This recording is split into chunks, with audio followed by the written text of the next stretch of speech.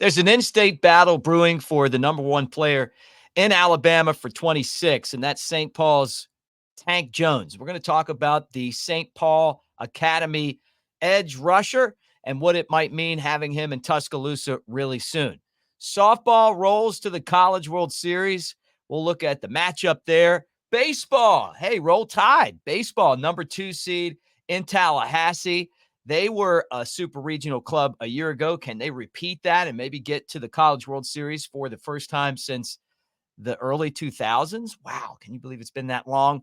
And a big week for decisions as far as Nate Oats' basketball team's concerned. Mark Sears, is he coming back or is he going to try it in the NBA? All that right here on the Bama Tailgate YouTube channel. Like and subscribe, guys. Give us a thumbs up and say roll tide. Show's brought to you by Pearl River Resort over in Philadelphia, Mississippi. Let's get this party started.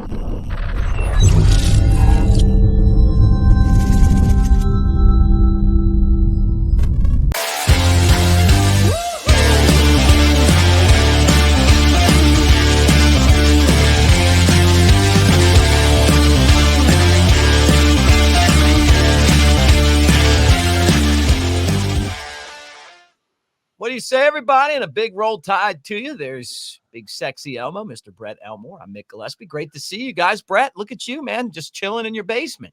There you go. My mom's basement, just like the rest of you guys. Welcome in. Post-Memorial Day. I'm a little sluggish today, but everything's good. Well, that's right, Brett. You had some beers like over the holiday, like a lot of people do, enjoying our country and giving, thanks to the people that made the big sacrifice, and your liver sacrificed for you to be able to have a good day like that. So let's talk some Alabama football, and let's start right here. In-state battle, Alabama and Auburn, top of the list for Anthony Tank Jones of St. Paul's High. Our good friend and the best in the business, Andrew Bone, on the scoop again, talking about him coming to Tuscaloosa for the first time under this new coaching staff. And he had been to Tuscaloosa a lot, just not with DeBoer and company. Yeah, that's kind of odd to me that he had made so many trips to Tuscaloosa, and now we have the new coach, and we've had him for quite some time now, and he hasn't even came back to campus. But that doesn't mean a whole lot. He's 6'3.5", 240 pounds from St. Paul's down in the Mobile area, down in your neck of the woods. And, a lot of folks have him as a 5-star. This guy's going to be on that list of in 2026 for the best edge rushers in the nation. They say that this guy, he's got all the tools that you need to make an immediate impact. But there's a lot of schools obviously after him. I mean, this month alone, he got offers from Michigan, Ohio State, and USC. So that kind of tells you how valuable this player is in 2026. Yeah, I mean, look at the list right now. You mentioned it. Auburn, Clemson, Georgia, LSU, Alabama, still a slight favorite to land him, but this new coaching staff working hard on a guy that you just can't lose. And these are the players that Nick Saban and Alabama staff have dominated getting over the last, 15, 20 years, really, ever since Nick Saban got there. So you want this guy. He's going to pressure the quarterback. He's a great athlete. And obviously everybody else is after him. I mean, and that tells you how important he is too. But the good news is we've seen Coach DeBoer with these 2026 recruits. He's landed some already, starting to build that. He's a guy who makes that visit to Tuscaloosa, and hopefully he has the same experience that we're hearing from everyone else that's doing that, and that it's great. You love the energy that this new coaching staff brings to the table, and you're still getting the Alabama experience. You're still getting one of the elite coaches in the country, and Coach Kalen DeBoer. He does it a different way, and his ways worked. And we'll see what happens on the field this year, obviously for the first time. But the recruiting game and helping basically develop players for the NFL. You saw all the first round picks he had from Washington. So this would be a good fit for Alabama. Yes, it would. And Kevin Steele was the guy that was recruiting him, obviously not with the team anymore. But, you mentioned something too, and it holds true. The guy hasn't coached down yet, and winning helps a lot. I mean, he's been winning in the recruiting wars, really, a really good recruiter without even coaching a game. But when you get out on the field and you have some success, that just adds fuel to that recruiting fire. You guys missed it yesterday. Brett and I did a live show because we wanted to talk about some of the Olympic sports, not the football, but we wanted to talk about softball and how cool it was that they had the biggest upset in program history as a 14 seed, knocking off number 3 Tennessee. No one thought they could do it. Honestly, they were huge underdogs. Kiki Malloy is the best player in Tennessee history. I guess her and Monica Abbott, right? But they were able to contain that bat, and they were able to knock off Tennessee in Knoxville to go to the College World Series. And I just can't, honestly, man, it's hard to believe, first off, that they were able to do this. But secondly, it's really exciting, and it's fun to see Alabama back in there again. And and playing in that was it. There's the bracket, playing in the College World Series. So they start Thursday against UCLA, Brett. Yeah, you're talking about a team, Mick, that they won one SEC series all season long. Yeah, wow. I didn't win consecutive games in the last month of the regular season. They lost their first game in the SEC tournament. Then they swept through the regionals and then won 2 out of 3 on the road in a very hostile environment at the number 3 team in the Supers to get back to Oklahoma City. What a job. What a great job by this team. We're pulling for them, obviously. And, hey, man, I was excited to watch them play Tennessee over the holiday weekend. You see that number 14 beside their name. They're definitely going to be the Cinderella story. But, hey, let's roll, baby. Yeah, let's roll. They got UCLA and then Duke and Oklahoma in the same side of the bracket. Texas, Stanford, Oklahoma State, and Florida rounds out the field. They knocked off the SEC champs to go to the College World Series. That's no small feat. Pat Murphy said that this is, honestly, he said it's one of the most gratifying seasons he's ever had. He's back-to-back to the World Series with teams that no one thought could do it. They're going to have to figure out how to get back to dominating in the regular season because, having a losing record isn't very Alabama-esque. But the guys figured out this whole getting to the College World Series thing, and that's the most important thing of all. The regular season is basically just a tournament to get you ready for the tournaments, right? And then you win in those and go. And this is where this is what it's all about. I mean, they're getting a banner that says, hey, we went to the College World Series, but maybe they can do some damage here. Maybe they could be that team that comes out of nowhere and wins it all. Yeah, I mean, you get hot at the right time, and anything can happen.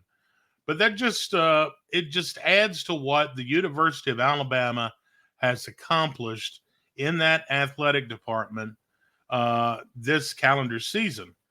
College football playoffs, Final Four in basketball, Women's College World Series, the only team to do that ever. Wow.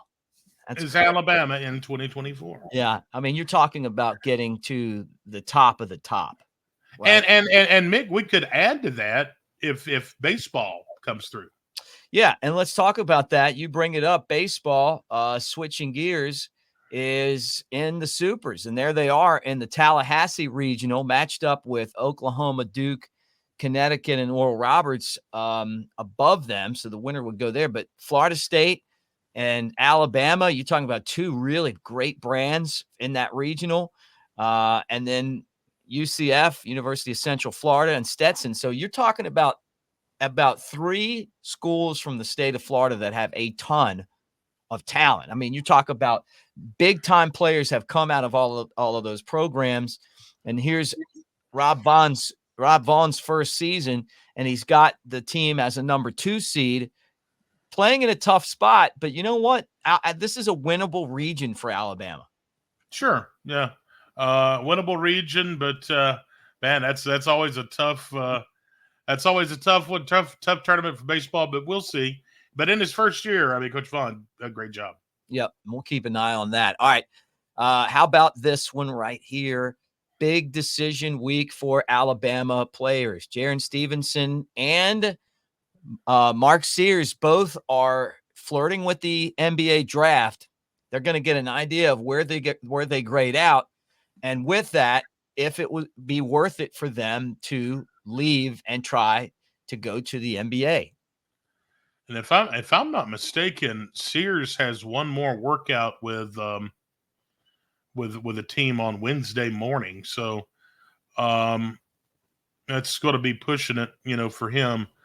But I'm sure tomorrow will be the day that we hear, and that'll be some big news. We'll be keeping an eye on that for sure. What do you think the odds are in your mind that both guys come back, and then maybe one guy comes back? And if it is one guy, who do you think it'll be that comes back? Not the spot, but just Stevenson probably, if I had to one out of the two, because I think Mark Sears has a better chance at making getting the contract and making the NBA. I think, but I don't know. I would say Sears. I would put him at 75% of coming back. Yeah, I mean that's the one everybody talks about, and we're not a lot of people talk about Stevenson that much. I'm with you, man. Honestly, I think they're both coming back. I think Mark Sears has a better chance that somebody may take a chance on him. Right, yeah. But with that said, there's a lot of good point guards, and another year of college would I think be a great thing for him. And I think it would make him a much higher pick. The higher the pick, the more opportunities you're going to have for success. And the other thing is that why go and hang if you're not going to be on that NBA roster? Don't go down and play in that G League. Mark Sears is the most marketable face on the Alabama football and basketball. He's the most marketable guy for what happened last year, getting to the Final Four. And football and basketball?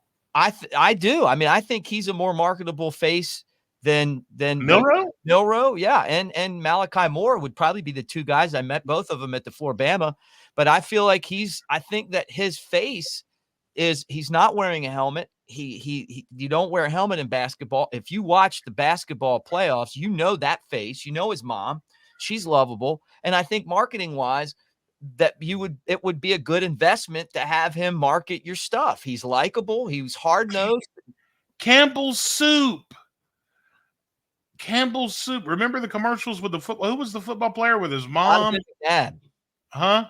Donovan McNabb. There you go. Yep. See, Campbell's Soup. Come calling, baby. NIL money. Before we get to what's going on today, Brett, talking basketball, so sad to hear about the passing of Bill Walton yesterday.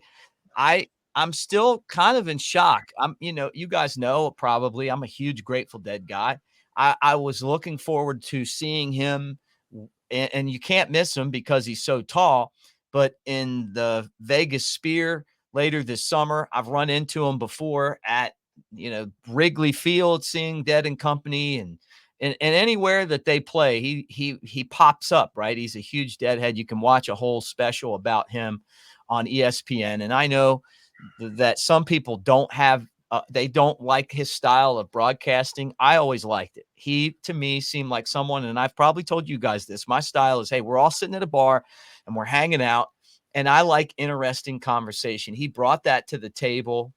I'm going to miss him, man. I remember him on the Celtics and that team, that maybe the best Celtics team ever that he was a part of, Larry Bird and those guys. I love the story of him taking Bird and the gang to see Jerry Garcia in Boston, and Rest in peace. When when they say that they broke the mold with someone, he's definitely that guy.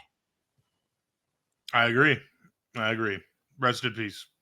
All right, guys. I want to remind you guys that we're brought to you by Pearl River Resort over in Philadelphia, Mississippi. And right now it's time for you to take advantage of the awesome deal here. Get around at Dancing Rabbit Golf Course for $40 when you bet $50 at the sports book.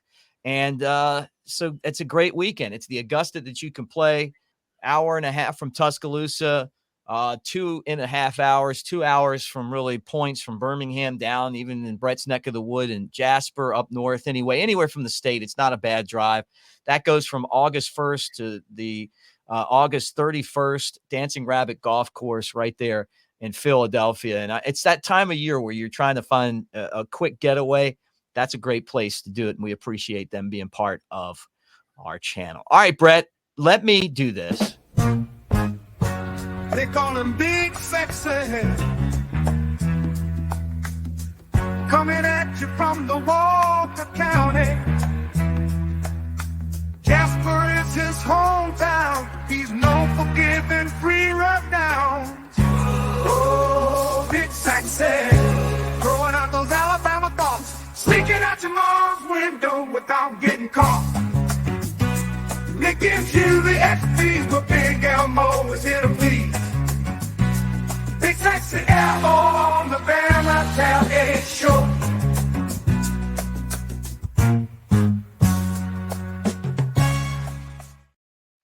Take it away. Oh, it's great. That is just wonderful. First of all, congratulations to David Bailey, winner of tickets to see Lionel Richie, Earth, Wind, and Fire in Birmingham tonight. David watches the show every single day, and loves the show. Tide. Roll Tide, brother.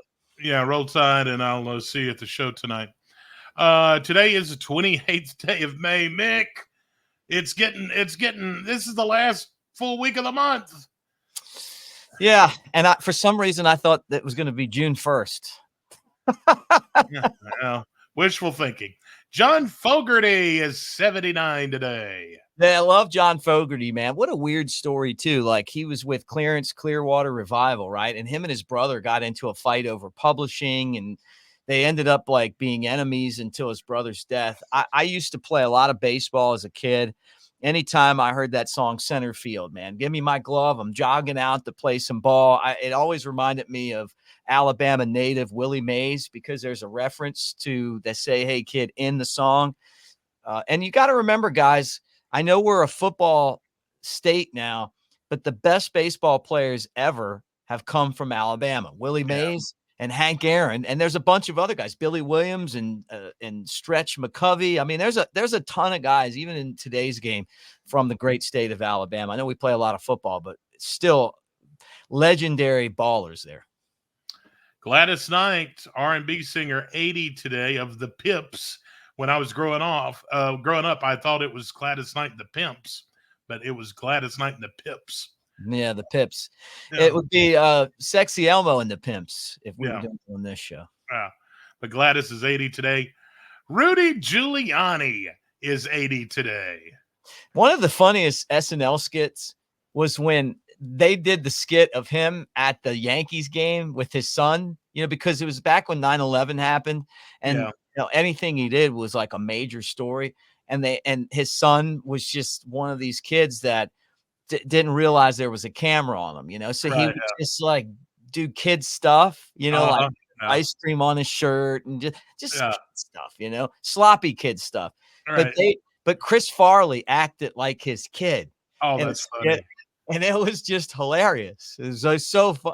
It's honestly, anything Chris Farley did was great, but this is one of the best. Yeah. Jerry West, Hall of Famer in the NBA, 86 today. Yeah, on the logo too, which is cool. I guess if I did the logo, it would be Mike, but Jerry West is the actual guy on the NBA logo. Yes, very nice tidbit right there. Today's holidays, if you're looking for something to celebrate, today's day, big day today as far as food is concerned. It is National Brisket Day. Well, there's something called Buc-ee's that has taken over the state of Alabama, and as a Yeah. traveler, if there's one on the way, I normally stop there. But what's cool is they're from Texas and they have the brisket in that place. Yeah. Brisket omelets and brisket sandwiches and barbecue brisket. It's amazing. Honestly, Buc-ee's, there's one down here by us. There's one up in Athens. There's one out past Birmingham and Leeds, I think. Leads, yeah. Place, and they're building another one like on I-10 in Mississippi. For some reason, I think they just slowed it down, but not far from Alabama. Today is National Hamburger Day. One of the all-time greats of eatery, right? I mean, Yeah. you can't go wrong with hamburger. Hamburger and pizza constantly battle to be the number one food for most people, right? And I don't know. I mean, like I like pizza, but boy, I like a good burger. So I'm going to tell you, if I had to pick between pizza and burger, That's what I was going to ask you. I'm going pizza. Just kidding. I'm going burger. You know I'm I going. was going to say, oh, come on. Okay. I would have to agree. But you can eat pizza cold. I don't know about burger cold. I mean, yeah, I don't know about that. I haven't been that desperate before. Have you? Well, whooping crane day. Yeah. I see a lot of cranes down here. I don't know if it's a whooping crane or not, but yeah, I don't know. I don't know if we have them up here or not. you just stand real still, and then when fish swim under your feet, you just jab them. Yeah. Today is also World Passion Fruit Martini Day. Anything that I can drink with alcohol in it, I'm for. I was about to say, passion fruit martini sounds pretty good. I mean, or at least it could be for your date, you know? That sounds really good. As we look at the things that happened on this day in history, Mick is a big baseball guy. 1957, the National League gave its approval for the Brooklyn Dodgers, the New York Giants, to move to Los Angeles and San Francisco, respectively. Yeah, it changed the world of baseball because New York was the epicenter back then. The Yankees, the Dodgers, and the Giants. And if you ever go back and watch, it was the Giants and the Dodgers that fought it out all the time to lose to the Yankees in the World Series most times, you know, but they hated each other, and then the Yankees would beat them. 2006, Barry Bonds hit his 715th, passing Babe Ruth on the all-time list. Never considered him the home run king. I just don't. It's Hank Aaron from Mobile. Yeah. And I guess that I like some of the guys that did steroids that weren't jerks to everybody, they don't bother me as much. But the Barry Bonds stories about the way he treated people around him have always bothered me. I'm from the school that you treat everybody with respect and dignity. And it doesn't matter if you're the door guy, if you're cooking, if it's, the president of the team, or it's the owner of the team. You give everybody the same amount of respect. And Barry Bonds was known for not being that way. And maybe it was because he was so, juiced up on steroids. Probably. With that said, you can't argue how good he was. I mean, no one before steroids, he had, some power. After steroids, it was like he was a human monster. I mean, that no one I've ever seen played baseball better than that. And finally, on this day in 1998, a story that hits home for a lot of people. It is because he was a very famous guy, and we talk about SNL a lot. But actor-comedian Phil Hartman passed away at the age of 49. He was shot by his wife, Bren, who then shot herself. Yeah. She was, well, Mick, I think you know the story a little bit better than I do. Very well. I'm a huge Phil Hartman fan. I love him. And I'm telling you, when I say I love him, he's my favorite from the SNL cast outside of Chris Farley. Like that, just the characters that he would play, kind of the straight-laced guy. Phil Hartman's, I don't think it was his first wife. It was, I think, his second or his third wife, but she wanted to be an actress, and he tried to get her into like movies and stuff. And she just wasn't very good at it. And so, she kind of got jealous of his career and just became very like, what's the word, possessive of him. And he was going to leave her, and she found out and shot him in his sleep.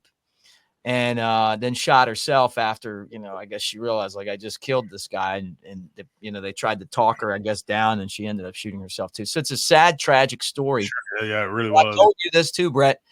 Jingle All the Way is my favorite Christmas movie. Right. Yeah. There with Cousin Eddie and Christmas Vacation and and the Christmas Story. But I like Jingle All the Way with Sinbad and Phil Hartman and Arnold Schwarzenegger. So I watch him every year and think about him, man. Rest in peace, Phil Hartman. Just sad, man. It doesn't seem like it's been that long. But it was one of those pinch me moments when I remember them saying that actor, comedian Phil Hartman has been murdered, and you're like, whoa, really? Yeah. Domestic violence, is like the number one killer. And like, police have to deal with that. Bottom line is this: is take a deep breath and think about things before you do them. Yeah. I mean, how about that?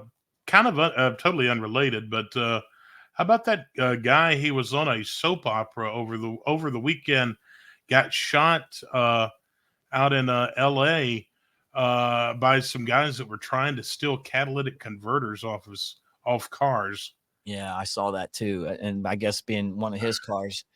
California's got some issues right now with crime, but I think we all do. But it just seems. I mean, if you're stealing catalytic converters, you're probably from Walker County. We have those bad boys cut off all the time. Do you? Yeah. Why are they? I remember when the mall one time, somebody just slide up underneath cars and just get the catalytic converters, and there you go. How do they come off? Is it a screwdriver, or do they saw them off? I think they saw them off. I think. Really? Yeah. That's a terrible way to go, man. It's not worth it. Your life isn't worth a catalytic converter. No, no. And on the other side too, if you're down there trying to steal a catalytic converter and someone shoots you, it's because you were stealing their catalytic converter. Yeah. Either way, it's no good. Brett, tell everyone about the Brett Elmore Show. Back on this morning after the holiday weekend is 6 till 10. Each and every weekday morning, WJLX 101.5 in Jasper, 102.5 HD3 in North and Central Alabama, and on all the major apps, WJLX1015.com. Thanks, guys. Like and subscribe. Have a great day. Roll Tide.